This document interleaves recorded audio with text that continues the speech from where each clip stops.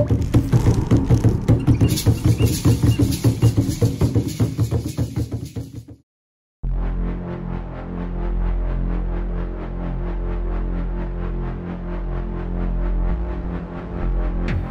Universidade de Brasília é uma das universidades no país que tem uma das histórias mais ricas de sacrifícios, de momentos dramáticos, às vezes trágicos, né, embora a sua curta existência de 60 anos. Né.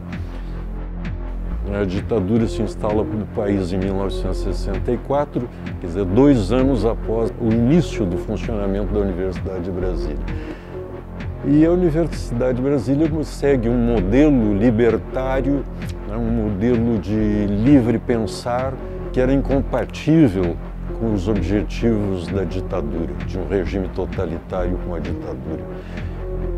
Muitos sacrifícios humanos, perseguições, pressões violentas políticas, violência física inclusive, porque a universidade sofreu muitas invasões militares, da polícia militar, dos órgãos de segurança e um período de gestão dominadora, como foi a da ditadura militar.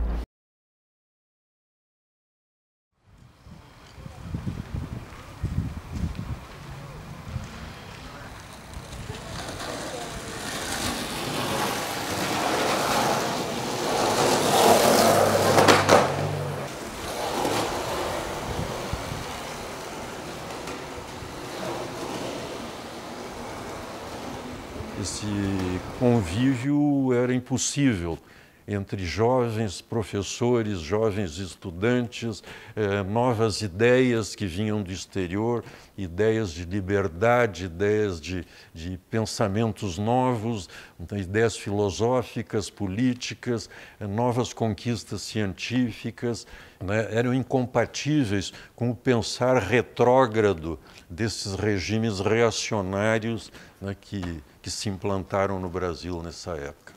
Algumas sumidades internacionais em diversas áreas do conhecimento, das ciências, das artes, se reúnem e assim não é possível. Não continuamos, né, sob a ameaça constante, né, de demissões, de perseguições, o que obrigou alguns professores a se exilarem, inclusive, saírem do país, como foi o caso do próprio Oscar Niemeyer, que foi forçado, né, pelas circunstâncias adversas a procurar sua realização em países estrangeiros. Em 65, não suportando a pressão da ditadura, 225 professores pediram demissão voluntariamente, né? Isso é discutível até hoje, porque de repente a universidade pagou caro, mas esse gesto serviu para mostrar que a gente estava em desacordo com o regime que tinha sido estabelecido a partir de 64. Né? Tinha estudantes excedentes de vestibular que não tinha professores, não tinha sala de aula, não tinha calendário escolar, ficava vagando pelo campus. E a gente conseguia mobilizar este agrupamento de estudantes no Anfi 1 do ICC, que já estava naquela época mais ou menos construído, e fazer assembleias para defender o curso, defender a continuidade dos cursos que estavam se reiniciando depois do tempo que ficou fechado, né, com a saída dos 200 professores. Eu vejo como a ditadura como um freio, como uma forma de uma tentativa de derrotar aquilo que era mais de acordo com vamos dizer, os cânones, né, do conhecimento e da ciência universal, livre para pensar. A universidade é um lugar livre para pensar. Não é? Os jovens são sempre os primeiros a reagir a essas situações e influenciados pelas ideias do momento, que foram truncadas pelo golpe militar, foram interrompidas pelo golpe militar, esses estudantes vão se organizando em diretórios acadêmicos, diretórios centrais, e vão então se formando focos de resistência que não agradavam em nada aos militares da época, principalmente devido à proximidade da universidade com os centros de poder da ditadura, né? Os movimentos eram liderados pelos cursos, pasme, mas os cursos de geologia, engenharia e a medicina. As áreas de ciências humanas eram totalmente, eu não digo totalmente, mas eram, devido à repressão intensa, elas perderam ou não conseguiram, na época, ter uma presença maior. Então, quem puxava as passeatas e tal era o pessoal que estava no ICC, que era medicina, engenharia e geologia, e estava iniciando a florestal, sim, e a parte de artes, né? A FAO, o ICA, sempre teve uma atuação muito forte. É nesse contexto que ocorrem, então, invasões da universidade, demonstrações de força para interromper a progressão perigosa desse novo pensar que ameaçava, segundo eles, né, o regime militar dominante.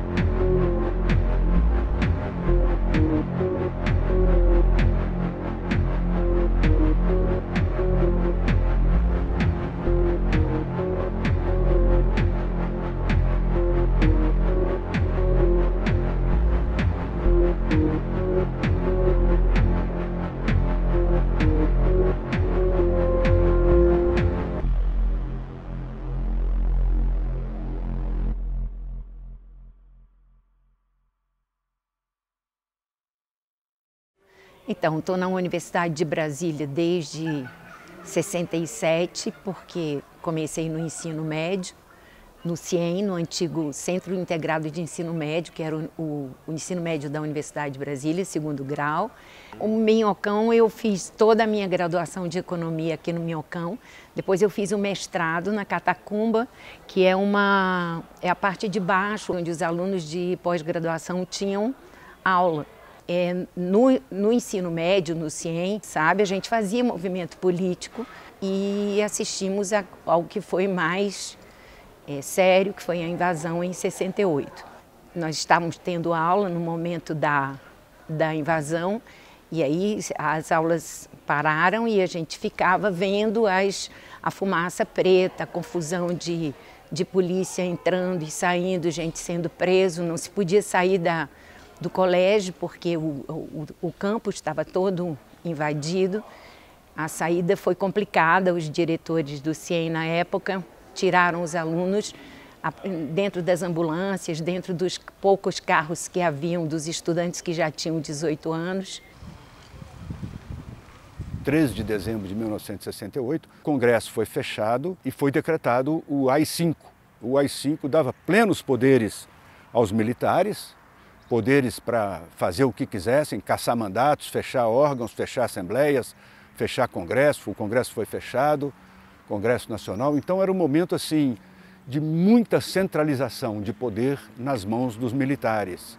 Foi colocado aqui um reitor militar, né, e vários indivíduos igualmente militares, que passaram a administrar a universidade, coibindo essas reações, essas manifestações progressistas que estavam ocorrendo.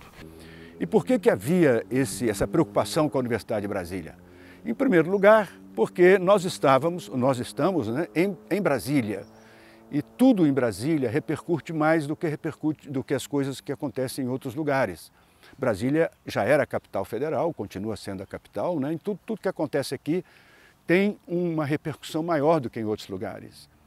E a Universidade de Brasília, né, está aqui debaixo dos gabinetes do poder, e naquela época do poder militar, do poder da ditadura.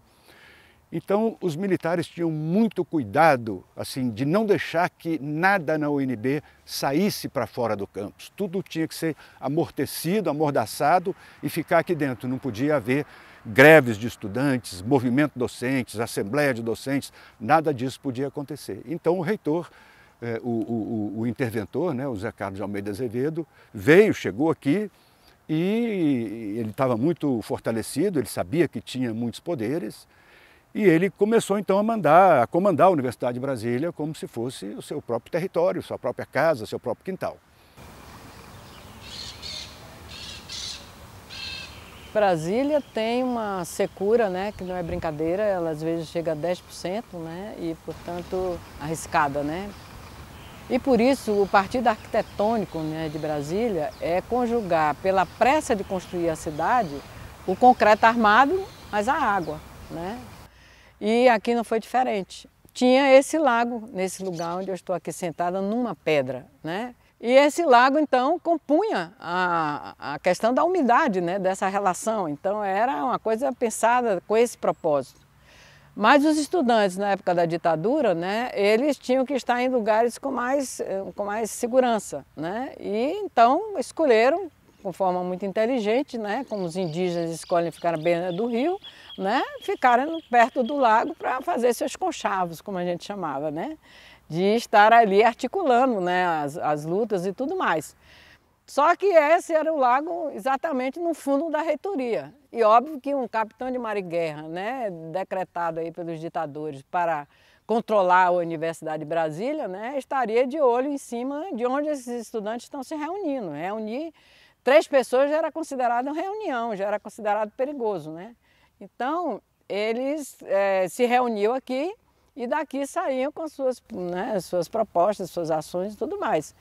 Então, o que o reitor fez foi mandar secar o lago, né, para exatamente viabilizar esse lugar confortável, prazeroso para fazer política, né, para estar junto, para estar exatamente articulando as coisas, né. Então, foi uma determinação do reitor da Universidade de Brasília. Tá? Essa é a razão de eu estar aqui sentada nesta pedra que deveria estar com água aqui em torno, né.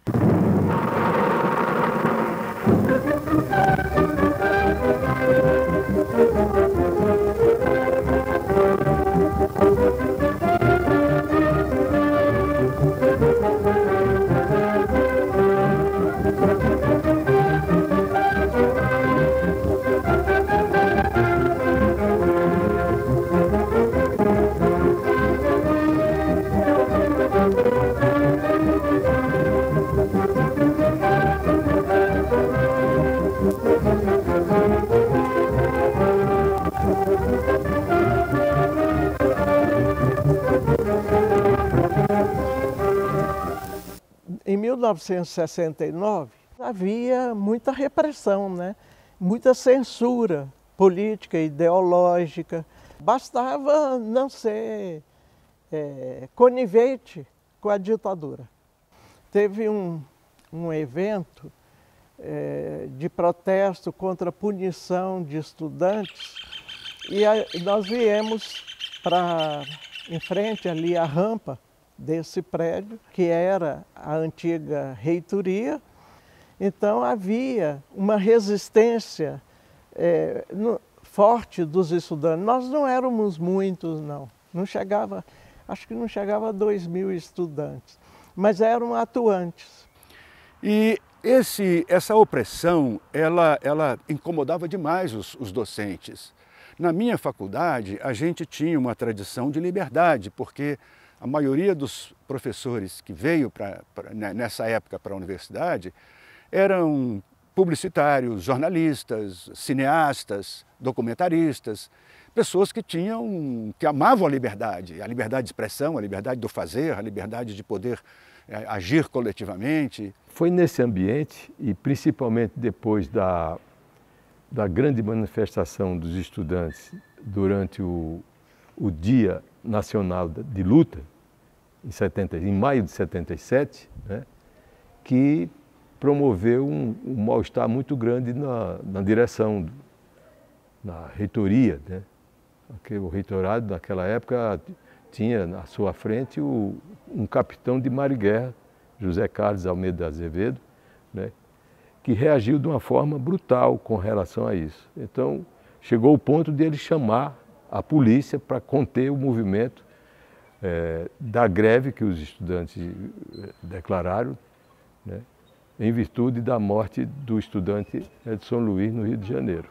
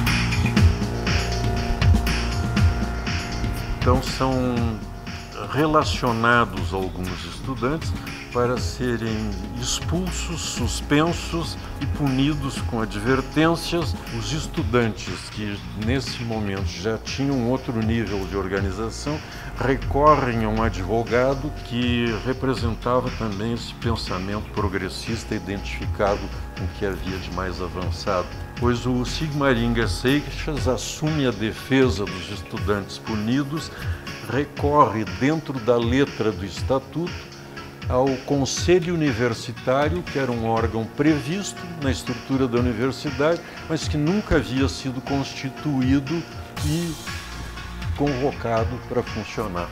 E pega de calças curtas a administração, em que, para justificar o seu ato punitivo, o reitor fez ler, pelo procurador jurídico da universidade, fez ler um relatório de 80 páginas proveniente do SNI, provando que o SNI espionava cada passo dos líderes estudantis e dos líderes docentes, onde se relatava até conversas íntimas entre namorados, onde havia sempre um informante nas proximidades.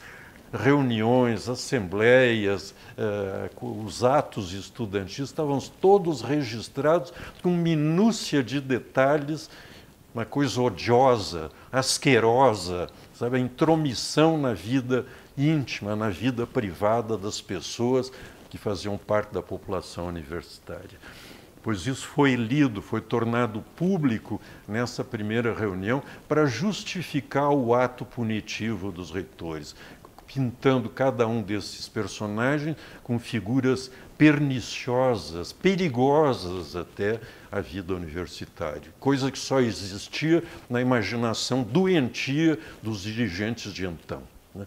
E a gente, já pelos corredores da universidade, procurava tentar ver se haviam outros professores em outros departamentos que também se sentiam incomodados como nós. E nós fomos encontrando pessoas que, na verdade, até nos surpreendeu, né, que tinham essa demanda por ação, demanda por colocar a sua voz dentro dos caminhos da universidade. Naquela época, nós não tínhamos, por exemplo, órgãos colegiados. Nem o Conselho Universitário existia, que era o órgão máximo. E para baixo, muito menos ainda, né? Então, dentro das faculdades, a gente não tinha voz, né? A gente só decidia coisas banais, coisas burocráticas, tipo lista de oferta, horários de grade de horários. Além disso, a gente não podia se manifestar. A gente não tinha voz, né? O nosso colegiado, os colegiados, quando existiam, eram muito restritos, muito reprimidos. Então, isso foi acumulando entre os docentes da Universidade de Brasília um desejo muito grande de se manifestar, de se organizar, de dizer, olha, nós existimos, nós temos voz, nós queremos ser ouvidos. Se cria, então, vários movimentos, digamos, vamos chamar assim, entre os professores e os estudantes, que passaram a se reunir em auditórios, em salas dos departamentos, para trocar ideias sobre aquela ameaça que pesava sobre a cabeça de todos, aquele mal-estar generalizado, né, e a vulnerabilidade que esse fato criou. Porque era o risco de ser enquadrado na Lei de Segurança Nacional, de sofrer um IPM, de ser demitido, de ser preso.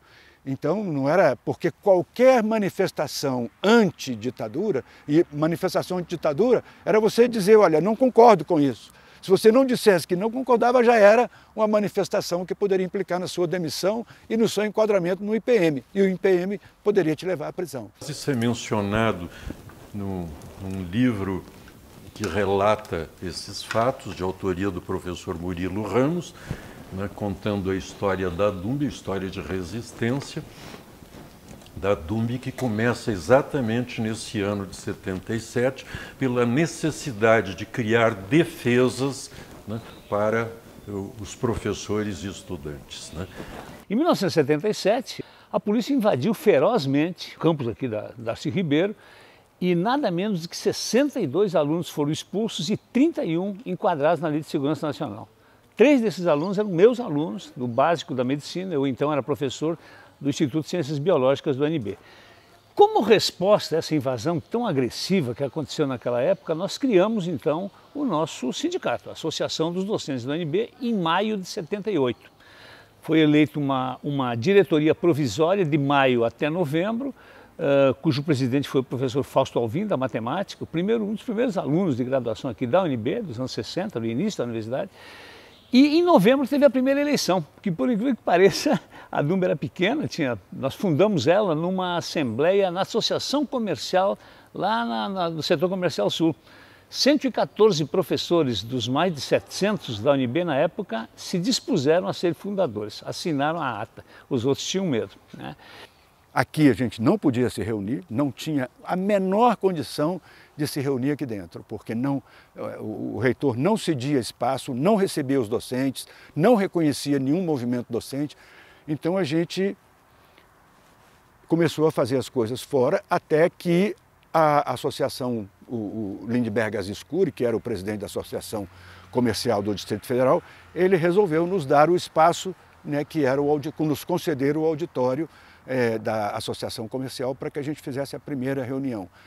Por que ele fez isso? Não só porque ele tinha um espírito democrático, também por isso, mas porque ele naquele momento vivia essa tentativa de retomada da sociedade civil brasileira, né? A sociedade civil brasileira estava se reorganizando. Essas entidades como a DUSP na Universidade de São Paulo, a DUMB aqui, elas não representavam só a nossa organização docente, elas representavam toda uma tentativa de reorganização da sociedade civil que queria reagir ao poder militar. E aí cresceu, então, esse movimento, né, para a criação de um órgão, de uma entidade que congregasse os docentes para várias finalidades, finalidades intelectuais, finalidades culturais, evidentemente, mas cuja maior urgência naquele momento era a proteção coletiva do grupo docente, que notoriamente ameaçada pelas atitudes arbitrárias e pouco claras, digamos assim, sem nenhuma transparência por parte da administração central da universidade. Finalmente, depois de muitas tentativas, a ADUMB, Associação Docente dos Professores da Universidade de Brasília, é criada. E então a entidade começou a existir. Claro que ainda, infelizmente, se reunindo só fora do campus. A primeira diretoria, que foi uma diretoria provisória, né, ela toda se reunia sempre na casa de alguém, de um dos professores, na casa do professor Edmar Baixa, do economista Edmar Baixa, que era vice-presidente na época da entidade, ou na casa de outros, né? E assim a entidade foi surgindo, foi crescendo fora do campus. Ela não tinha nenhuma infiltração, ou melhor, nenhuma presença física dentro da universidade, a não ser no espírito dos professores, né? No espírito desse voluntarismo dos professores que queriam, né, ser ouvidos. Na primeira eleição já tiveram duas chapas. A primeira então foi de novembro de 78 a novembro de 80. Né? A primeira chapa que vencedora, teve o professor João Cláudio Todoroff, posteriormente reitor da UNB, como primeiro presidente da ADUMB, e eu fui segundo presidente de 80 a 82. Então a nossa diretoria começou fortemente de 80 a 82, com o primeiro grande compromisso, trazer a ADUMB para dentro do campus, né? Porque a ADUMB funcionava numa pequena salinha no edifício Márcia, no setor comercial sul. E eu, num arrobo de juventude, na fala de posse, eu disse o seguinte: amanhã de manhã, a partir das 8 horas da manhã, que seria dia 1º de dezembro de 1980, a sede da ADUMB será dentro do campus, lá na minha sala, no módulo 020 do subsolo do Minhocão. E assim foi, né? Esse aqui é o professor Sadir Dal Rosso, o professor Antônio Ibanes Ruiz, que depois foi reitor da universidade, o professor Aldo Luiz, da Engenharia Mecânica, e os outros não dá para ver exatamente, né? Mas eu estou aqui, estava novinho, estava com 34, 35 anos de idade. Então as nossas assembleias começaram a ser realizadas aqui no campus, no ICC, no Instituto Central de Ciências do Minhocão. E essa foto que começa essa história dessa nossa conversa aqui, ela foi exatamente uma das assembleias que nós decidimos colocar em votação se os colegas estavam dispostos a suspender a Assembleia e nós continuarmos ela lá na reitoria, na sala do reitor, que era o capitão de mar e guerra, José Carlos Azevedo. A Assembleia assumiu por unanimidade e nós saímos caminhando em direção à reitoria e ele, vendo aquele monte de gente, acabou tendo que nos receber. Aqui acho que tem uma outra foto da subida da rampa, vou mostrar para vocês aqui. Essa aqui, subindo a rampa da reitoria. Esse grupo, era esse grupo todo subindo a rampa para exigir, o pessoal que saiu da Assembleia, para exigir que o reitor nos recebesse, né? Nos anos 80, quando nós estávamos ainda no início da formação da ADUMB, é importante relatar isso hoje, mais de 60% dos professores da universidade tinham contratos provisórios, alguns por 1 ano, alguns por 6 meses, alguns até por 3 meses. Eles eram renovados de acordo com o comportamento do professor. Numa das nossas assembleias, foi a primeira greve que nós fizemos aqui dentro do campus, foi em novembro de 82, foi no sentido exatamente de enquadramento, ou seja, de colocar no quadro os professores que não eram enquadrados, não tinham estabilidade sindical, né? Então essa foi uma luta tremenda, o reitor nomeou uma comissão que avaliava currículo por currículo, e aí nós conseguimos praticamente colocar no quadro da universidade todos os professores. Ficamos somente 3. Quando terminou a ditadura, era o professor Ibanes, o professor Sadir Dal Rosso e eu, eram os únicos 3 que ainda não estavam no quadro. Fomos enquadrados então pelo novo reitor, que foi o Cristóvão Buarque. A criação da ADUMB, a existência da ADUMB, ela fortalecia os docentes dentro dos seus departamentos. Não era só na ADUMB em si, mas aí a gente já tinha coragem de colocar a cabeça de fora, de poder falar, etc. Era tão forte a opressão e tão grande o desejo da gente se organizar, né? E não era só organizar uma entidade de professores. A entidade de professores nos fortaleceria para outras demandas. Por exemplo, o bom funcionamento dos órgãos colegiados. Porque os órgãos colegiados, eles não são só para decidir grade de horário, oferta de disciplinas, etc. Eles são órgãos políticos também, que decidem coisas políticas no sentido acadêmico, né? No sentido de orientações gerais da Universidade de Brasília, né? Isso marcou bastante a sua história, a história da ADUMB, não é? Porque ela se inspirou no movimento estudantil, né? E assumiu uma tarefa hercúlea, enorme, né? Pela redemocratização, pela execração, posso dizer, do reitorado do capitão José Carlos Azevedo, né? Que mandava com mão de ferro nessa universidade. Eu podia evocar aqui e até homenagear uma enormidade de professores, Vonei Garrafa, Elício Pontes, Vinícius Arthur de Lima, o Birajara da Silva, né? O Fábio Versiani, quem mais, meu Deus? Sadi Dal Rosso, muitos, todos eles foram praticamente Pedro Murrieta, não é? O João Carlos Tiatini, né? Foi graças a essas pessoas que não tinham até aquele episódio dos estudantes, ao qual os professores aderiram, ainda não tinha encontrado a inspiração certa e conseguir a reação dos outros professores que tinham posições conservadoras e foram obrigados a se curvar àquele movimento que se tornou assim um avassalador, né? Tanto que a gente conseguiu vencer um representante das Forças Armadas, um interventor, né? Diferente do que a gente vive hoje numa democracia, embora haja um governo arbitrário e esquizofrênico como estamos atravessando, do Jair Bolsonaro. A pauta da ADUMB, ela se transformou num símbolo da luta contra a repressão e, em última análise, por uma virada, não é? Da ditadura para o Estado de Direito, né? Do arbítrio da ditadura para o Estado de Direito, para a redemocratização do Brasil.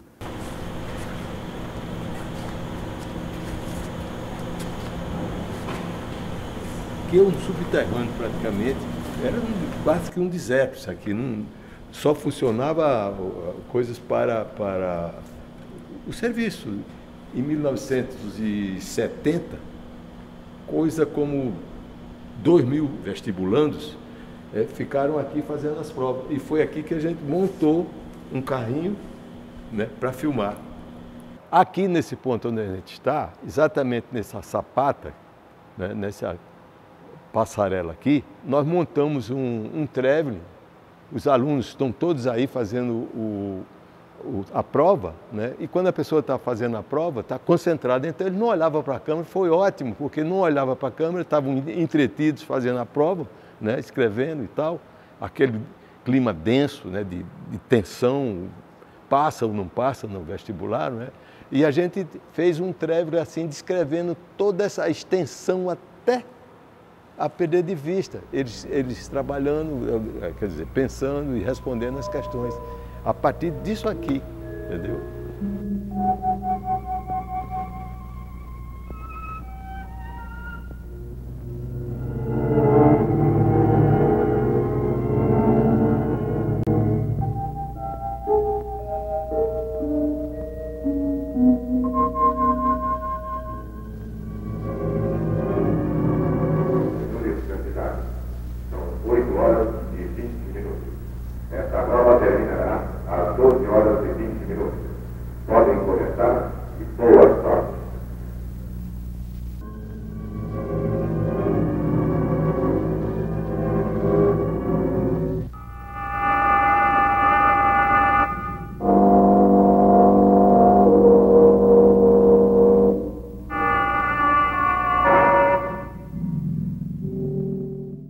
aqui nesses subterrâneos foi onde a gente começou a cogitar, começamos a cogitar de ter uma associação de classe, que hoje é posso dizer, célebre, a DUMB, não é?